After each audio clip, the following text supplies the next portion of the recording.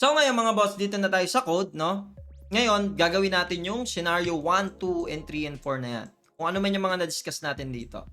Okay, so meron ako ditong already a template Next.js na repository. Ito yung gagamitin natin. So I'm using React App Router kasi yung server component currently, no?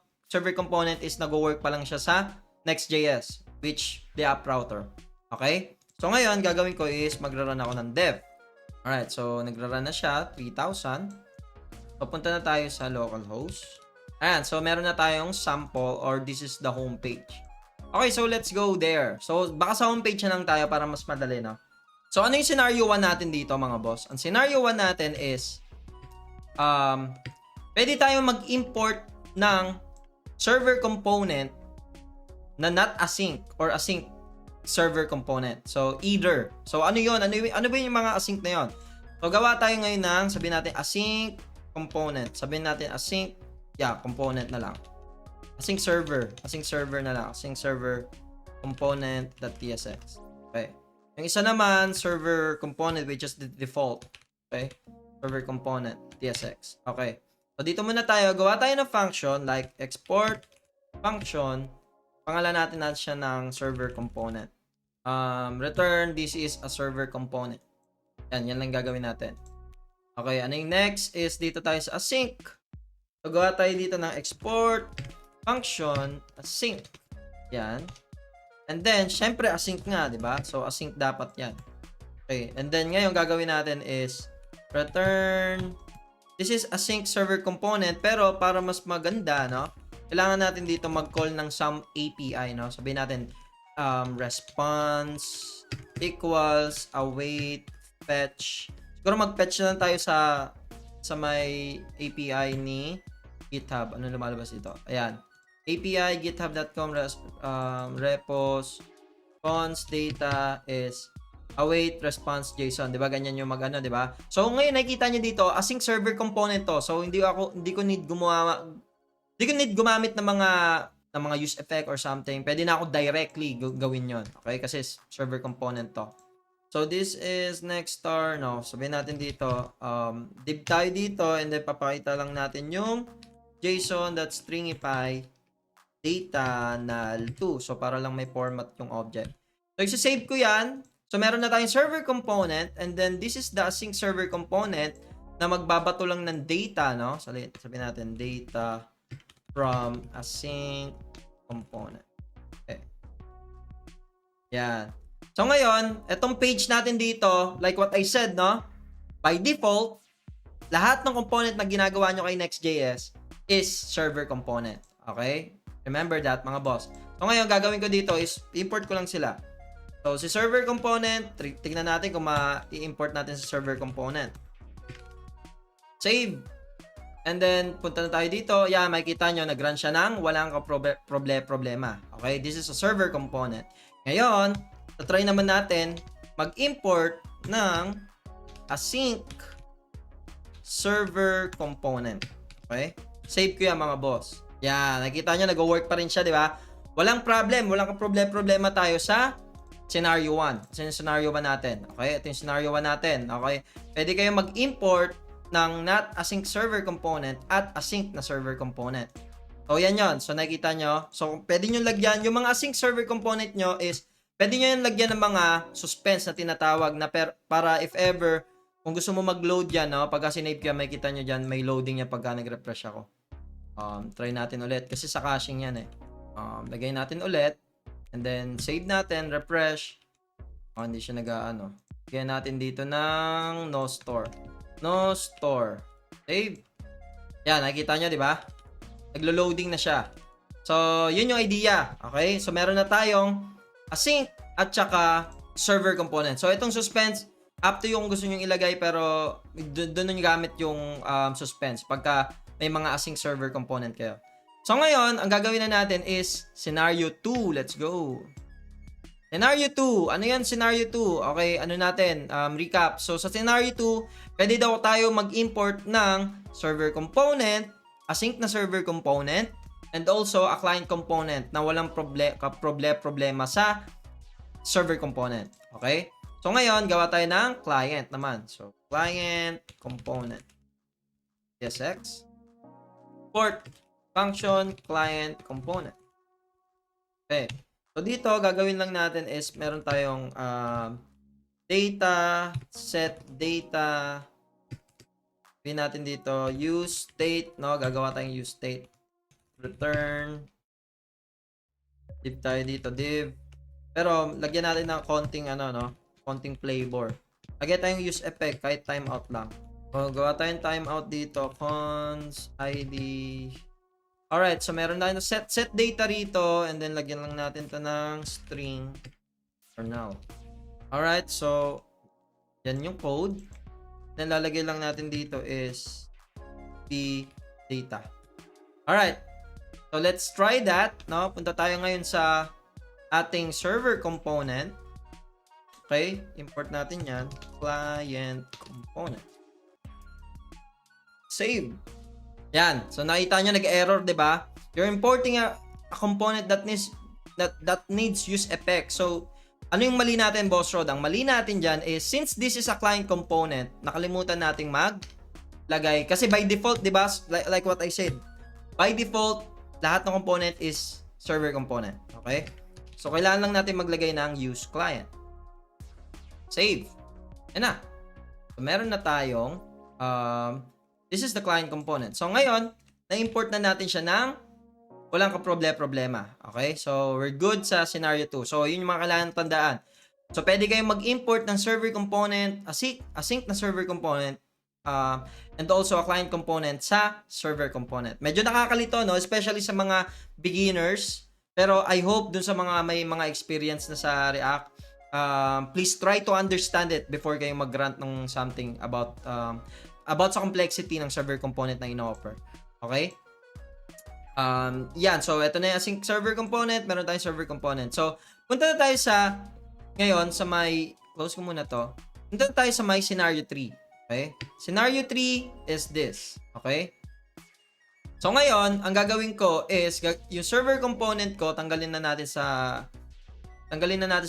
page, no? Itong server component. Gagawin ko, itatry ko to i-import sa may async, so may client component ko. Okay? Tignan natin kung ano mangyayari, no?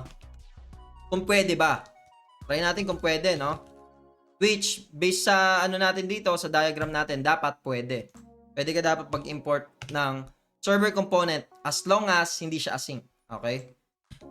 Save natin, and then let's see if that's still running. Yeah, as you can see, si client component natin, nakapag-import pa rin tayo directly ng server component sa client component. Okay?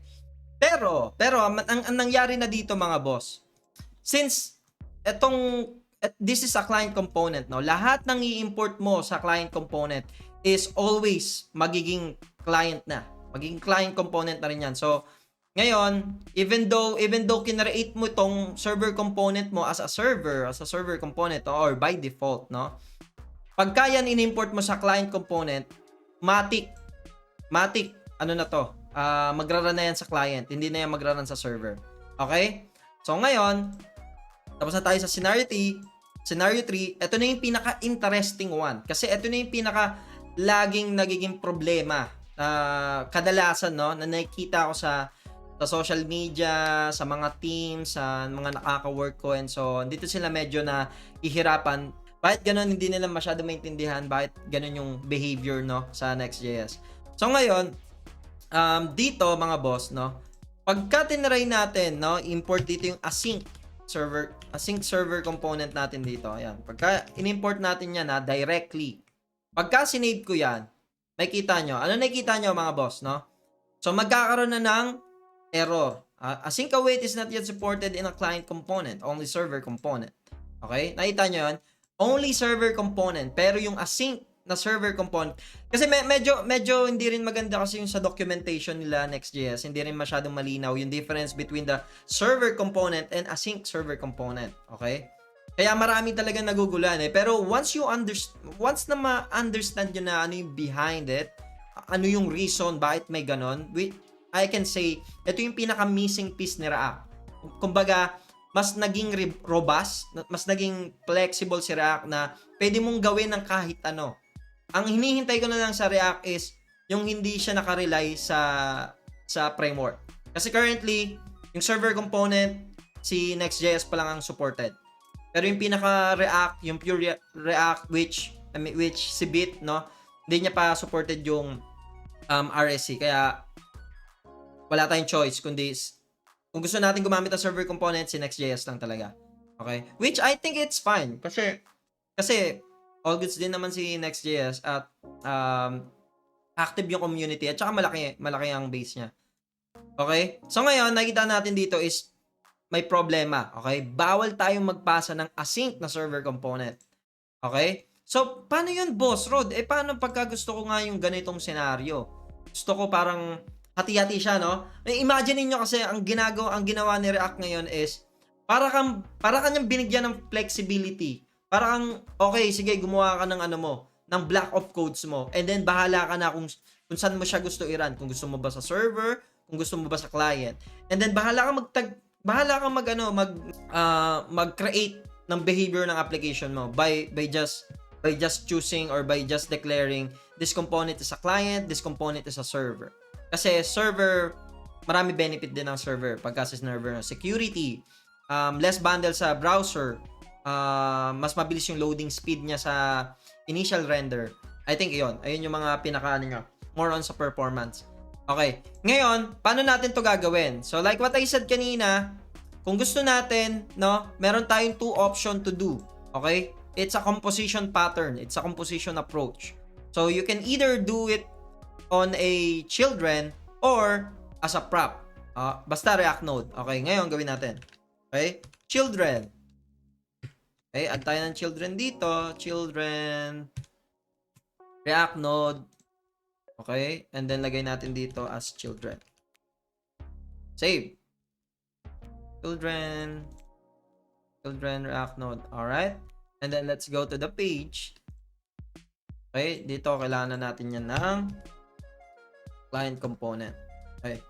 Pwede nyo nang ilagay dito yung kaninang ginagawa natin, which is yung async server component. Save natin yan mga boss, no? And then now, refresh na natin to. Tignan natin kung may error. Wala nang error, di ba? Yun nga lang, medyo nadoble yung natin dito. Nadoble yung async natin. Okay, tanggalin na natin to para di masyadong magulo. Yan, nakikita nyo, sa client component natin ngayon is, nagkaroon na import na natin yung client component with a server component inside.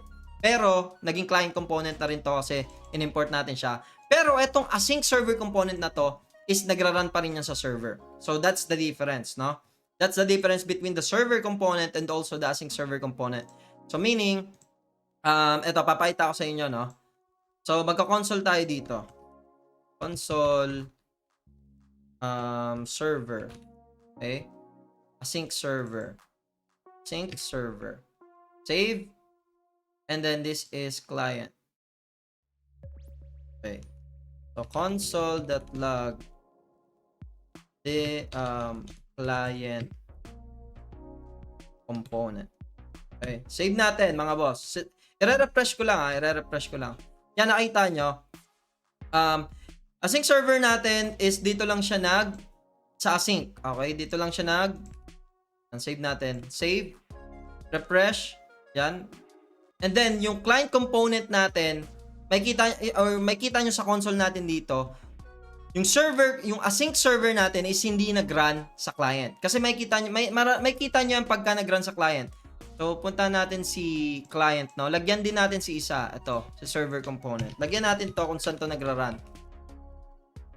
Okay, this is a server component. Okay. Yan. Save natin ngayon mga boss. Save and then refresh again. Okay. So, ano nakikita nyo mga boss? So, makikita nyo dito sa ginawa nating approach, which is the scenario 4, no? Which is the scenario 4 na merong server component, client component with async server component is yung server component now is running sa my client. Yung client component as well is running to the client, syempre. So as you can see here, server component is running on the client. Pero si async server is only running on the server. Diba? Nakikita nyo to? Yan. So, yun yung difference, no? Ayun yung difference. So, pagka sa scenario 4, no, meron kayong way para yung component is mag-run sa client. Okay? By just doing it async. Basic, di ba? I mean, for me, I find it very powerful in a sense na ang dami nating option for React, ang dami nating option for Next.js kung paano natin gusto i-return yung mga application natin or i-display yung mga application natin is galing ba sa server, gusto ba natin, or galing ba sa my client. So, ayun yung pinaka-powerful ng React Server Component. So, just let me know if na-confuse kayo lalo, no? Pero if you find this helpful, just click the subscribe button and like this video.